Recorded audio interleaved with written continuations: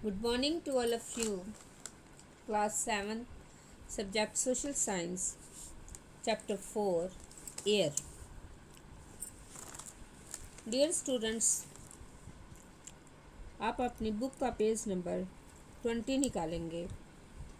वहाँ से आज हम चैप्टर 4 एयर यानी कि हवा के बारे में पढ़ेंगे। Our earth is surrounded by a huge blanket of air called atmosphere. हमारी पृथ्वी चारों ओर से वायु की घनी चादर से घिरी हुई है, जिसे वायुमंडल कहते हैं। All living beings on this earth depend on the atmosphere for their survival. पृथ्वी पर सभी जीव जीवित रहने के लिए वायुमंडल पर निर्भर है। It provides us the air we breathe and protect us from the harmful effects of the sun's rays.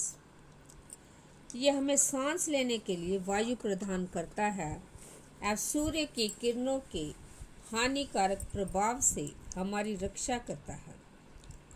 Without this blanket of protection, we would be baked alive by the heat of the sun during day and get frozen during night.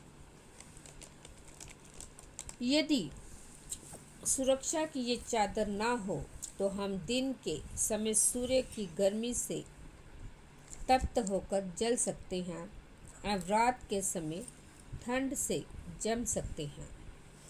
So it is this mass of air that has made the temperature on the earth livable. अंत ये वह वायु राशि है जिसने पृथ्वी के तापमान को रहने योग्य बनाया है। अब इसके बाद हम कंपोनेंट्स ऑफ द एटमॉस्फेयर उसके बारे में पढ़ेंगे कि वायुमंडल का संगठन।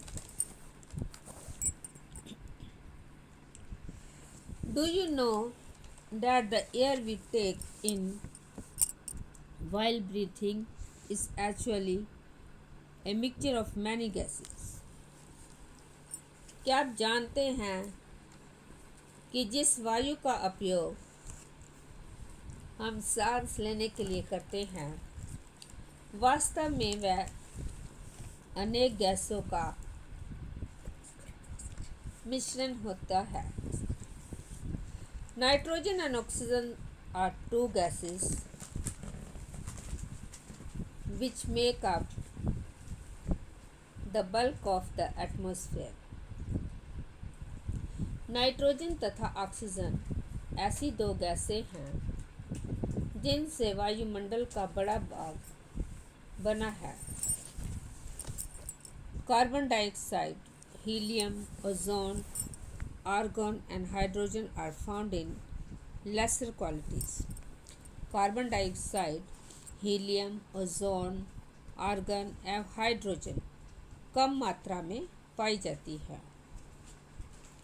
Apart from these gases, tiny dust particles are also present in the air. The pie chart gives you the percentage of different continents of the air. तो इन गैसों के अलावा धूल के छोटे छोटे कण भी हवा में मौजूद होते हैं। अभी आप ये जो फिग है, फिग 4.1 इसको आप देखोगे तो nitrogen is the most प्लेंटिफुल gas in the air. तो चित्र 4.1 में वृत्ता रेखा दिया गया है जिसमें वायु के विभिन्न संगठनों के प्रतिशत दिखाए गए हैं। नाइट्रोजन वायु में सर्वाधिक पाई जाने वाली गैस है। When we inhale, we take some amount of nitrogen into our lungs and exhale it. जब हम सांस लेते हैं तब फेफड़ों में कुछ नाइट्रोजन भी ले जाते हैं और फिर उसे बाहर निकाल देते हैं। But plants need nitrogen for their survival. परंतु पौधों को अपने जीवन के लिए नाइट्रोजन की आवश्यकता होती है। They cannot take nitrogen directly from the air. Bacteria that lives in the soil and roots of some plants take nitrogen from the air and change its form so that plants can use it. वे सीधे वायु में nitrogen नहीं ले पाते। मृदा तथा कुछ पौधों की जड़ों में रहने वाले जीवाणु वायु से नाइट्रोजन लेकर इसका स्वरूप बदल देते हैं, जिससे पौधे इसका प्रयोग कर सकें। Oxygen is the second most plentiful gas in the air. Humans and animals take oxygen from the air as they breathe. Green plants produce oxygen during photosynthesis. In this way, oxygen content in the air remains constant. If we cut trees, then this balance gets disturbed. Oxygen वायु में प्रचुरता से मिलने वाली दूसरी gas है। मनुष्य तथा पशु सांस लेने में वायु से ऑक्सीजन प्राप्त करते हैं। हरे पादप प्रकाश संश्लेषण द्वारा ऑक्सीजन उत्पन्न करते हैं। इस प्रकार वायु में ऑक्सीजन की मात्रा समान बनी रहती है। यदि हम वृक्ष काटते हैं तो ये संतुलन बिगड़ जाता है। Carbon dioxide is another important gas. Carbon dioxide भी एक बहुत ज़रूरी गैस है। Green plants use carbon dioxide to make their food and release oxygen. Humans and animals release carbon dioxide. तो हरे पादप अपने भोजन के रूप में कार्बन डाइऑक्साइड का प्रयोग करते हैं और ऑक्सीजन वापस देते हैं। मनुष्य और पशु कार्बन डाइऑक्साइड बाहर निकालते हैं। The amount of carbon dioxide released by human and animals seems to be equal to the amount used by the plants, which make a perfect balance.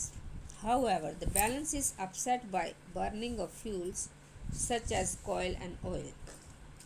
They add billions of tons of carbon dioxide into the atmosphere each year. As a result, the increased volume of carbon dioxide is affecting the Earth's weather and climate. मनुष्य तथा पशुओं द्वारा बाहर छोड़ी जाने वाली carbon dioxide की मात्रा पादपों द्वारा प्रयोग की जाने वाली गैस के बराबर होती है, जिससे यह संतुलन बना रहता है। परंतु ये संतुलन कोयला तथा खनिज तेल आदि ईंधनों के जलाने से गड़बड़ा जाता है। वे वायुमंडल में प्रतिवर्ष करोड़ों टन कार्बन डाइऑक्साइड की बढ़ोतरी करते हैं। परिणाम स्वरूप कार्बन डाइऑक्साइड का बढ़ा हुआ आयात पृथ्वी पर मौसम तथा जलवायु को प्रभावित करता है। अब डियर स्टूडेंट्स, आपका होमवर्क है जो पेज नंबर मैंने आपको बताया था 20 पे, कॉन्स्टिट्यूएंट्स ऑफ एयर।